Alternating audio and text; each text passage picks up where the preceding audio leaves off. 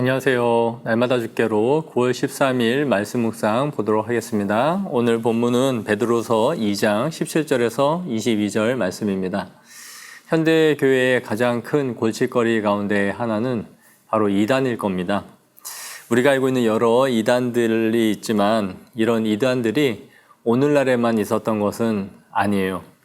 초대교회 때부터 영지주의를 시작으로 해서 이단들이 많이 있었고 이런 이단들에 의해서 많은 성도들이 미혹되었다라는 것을 알 수 있습니다. 그래서 성경에 나오는 여러 서신들을 보면 이단들에 대한 가르침을 주고 있는 것을 볼 수 있는데요.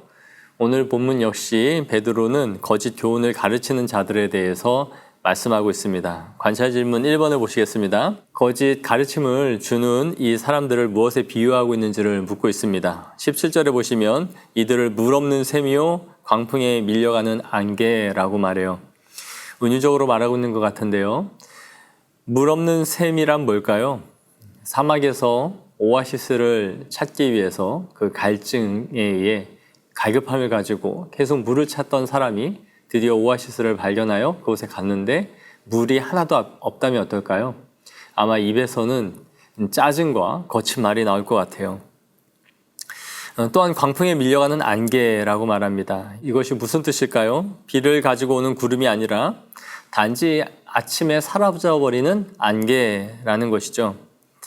안개는 무언가 실체가 있는 것 같지만 해가 뜨면 모두 사라져버리는 그런 존재입니다.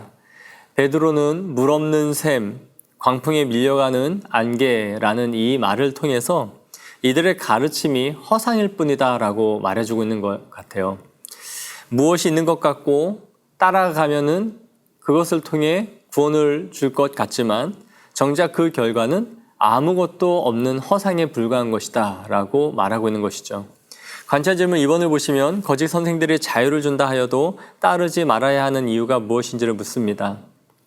본문 19절에 그들에게 자유를 준다 하여도 자신들은 멸망의 종들이니 누구든지 진자는 이긴 자의 종이 된다라고 말해요. 이들은 성도들에게 자신들이 자유를 준다라고 말했던 것 같아요. 무슨 자유를 주려고 했는지는 구체적으로는 알 수 없지만 아마도 이신칭의의 교리에 대해서 왜곡한 것이 아닌가 싶습니다. 믿음으로 구원에 이른다라는 이 진리를 그들은 그 믿음이 있기 때문에 더 이상 우리가 무엇을 할지라도 구원에 이를 수 있다라고 왜곡시켰던 것으로 보여집니다.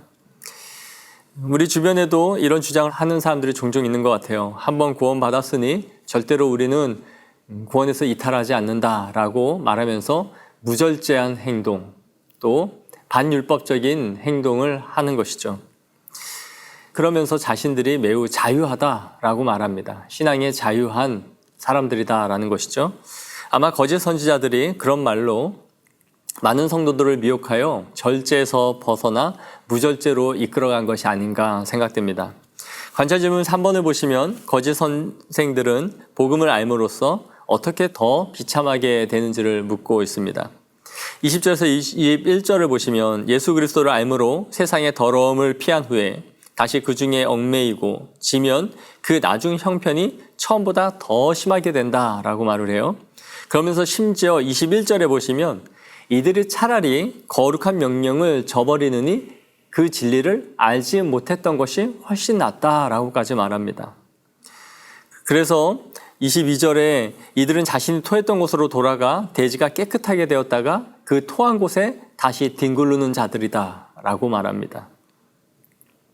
즉 이들은 그 진리를 따라 행하지 않음으로 인하여 오히려 더 비참하게 된다라는 것을 말씀해 주고 있는 것이죠.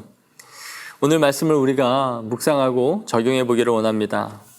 마지막 때가 되어 갈수록 이러한 거짓 가르침이 횡행해 간다라는 것을 우리는 보게 돼요.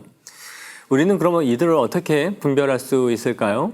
첫째는 우리는 열매로 이들을 알 수 있습니다. 그들에게 맺혀지는 열매가 어떠한 것인지를 우리는 유심히 볼 수 있어야 돼요. 이들의 중요한 특징은 진리를 알고도 행하지 않는다라는 것이죠. 그렇기 때문에 거룩하고 진실한 열매들이 맺힐 수가 없습니다.